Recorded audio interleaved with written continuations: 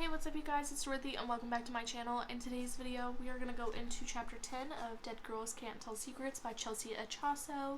This book is starting to get really good and we're just about 100 pages into it. We're on page 87 right now, which is amazing.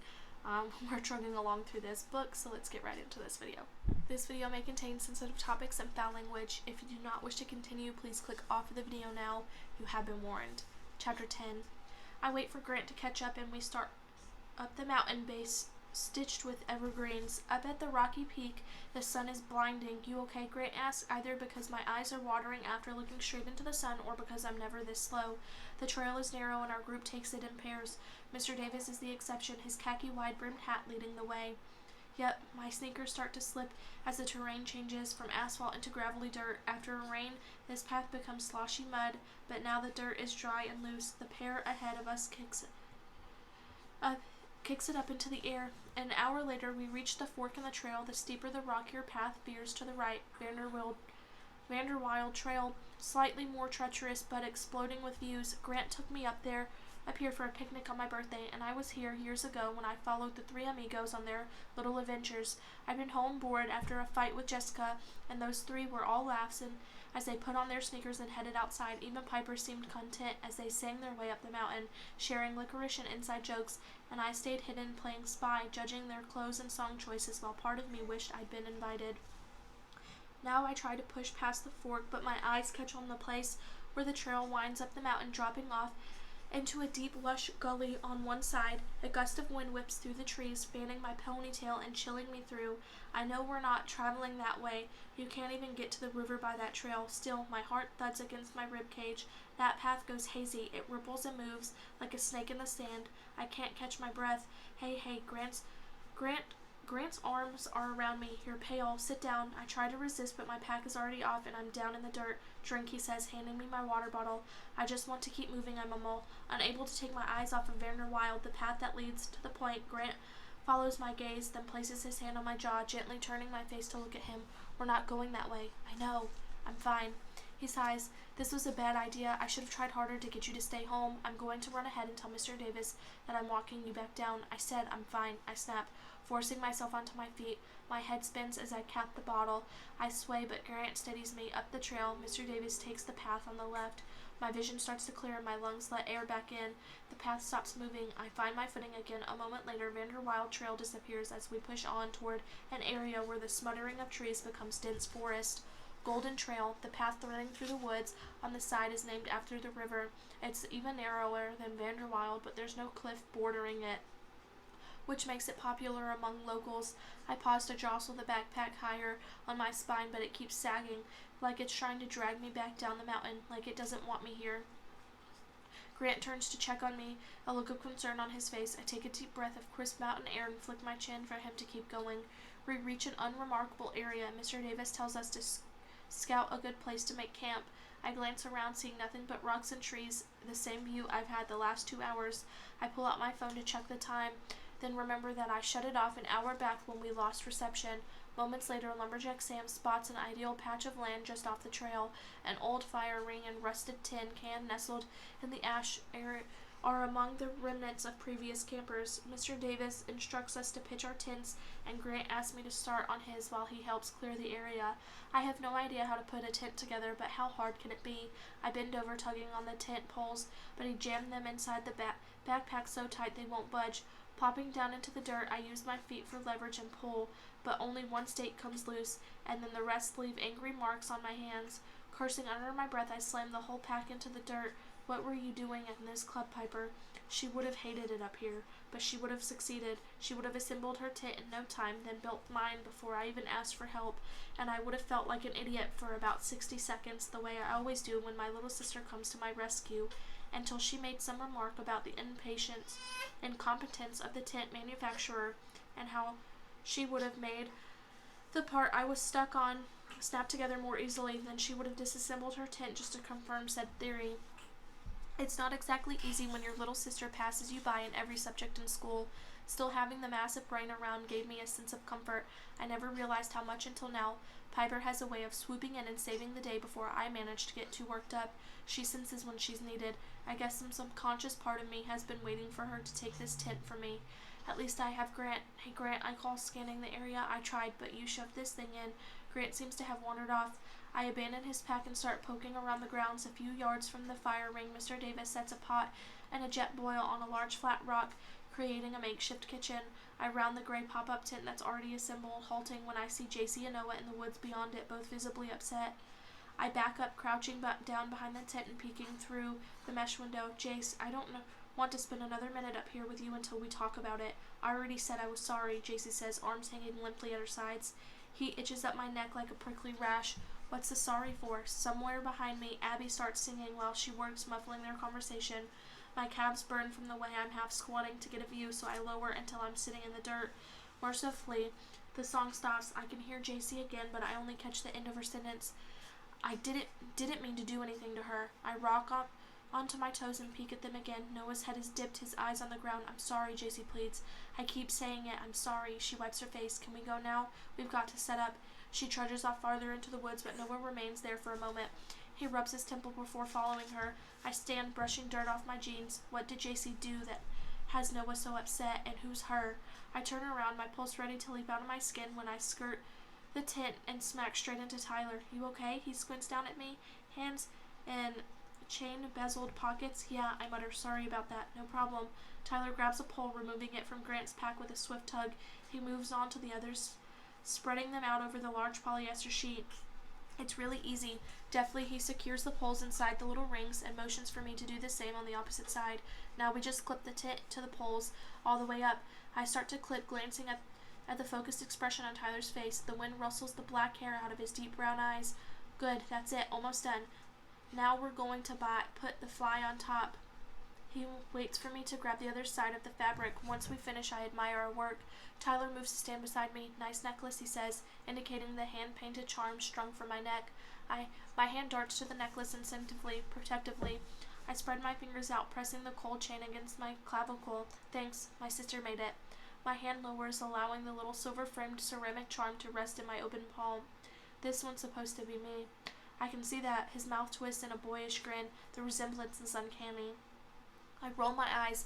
When Piper was 12, my parents signed her up for a summer jewelry making class. Every day when she came home, my parents asked what she was working so hard on, and every day she told them it was a secret. We all figured she was making a gift for Mom, like some clunky bracelet made out of shells. But on the final day, she brought home a small, neatly wrapped present with a pink bow and placed it in my hands. I tried so hard to squash my enthusiasm. I was the mature older sister, but as I folded back the tissue paper and uncovered the nickel-sized ceramic gem with tiny hand-painted characters, I couldn't help but smile. It was us, side by side. She used special tools to paint miniature versions, but while Piper looked like herself, scrawny and plain, her fanning around like a halo, she made me into a superhero. My hair was long and shiny, painted yellow with care.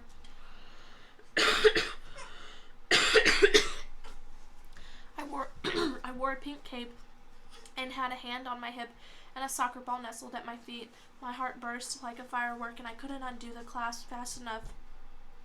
Piper helped me secure the silver chain around my neck. I refused to take it off. Eventually, I outgrew Piper's necklace. Sister-made jewelry was no longer the fashion, but I carefully placed it in its own special compartment in my jewelry box.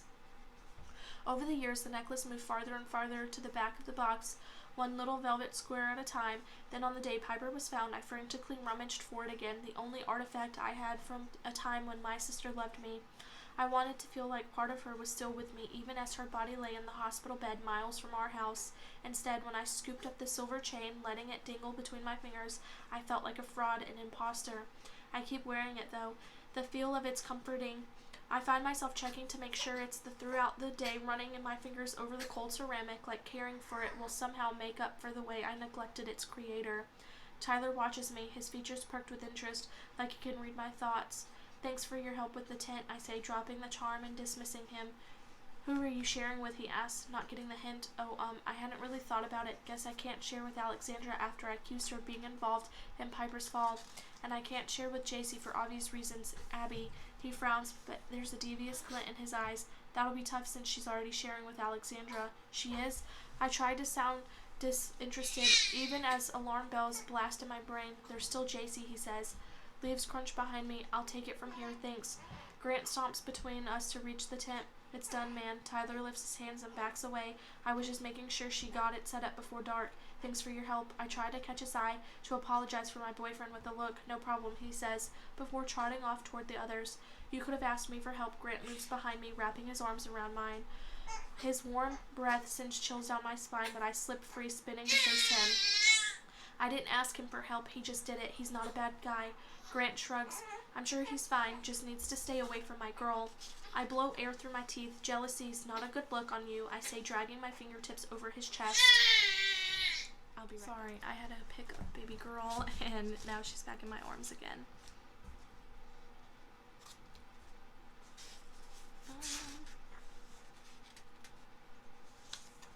I say, dragging my fingertips over his chest. I have to find Abby and work a little magic. There's no way I'm sharing with JC. Well, you and I could share, he says in a sing-song voice. Sure, Mr. Davis will totally be fine with that. He doesn't have to know. He waggles his brows playfully, and he's just so ridiculously gorgeous that any irritation I had about his Tarzan complex starts to dull. I shake my head and wander in the direction of the blue tents where I last spotted Abby. I'm on thin ice with Mr. Davis as is, ice that Grant has no idea about, and I need to keep it that way. I'll come with you, Grant calls after me. Might as well find Sam so I don't get stuck with Noah.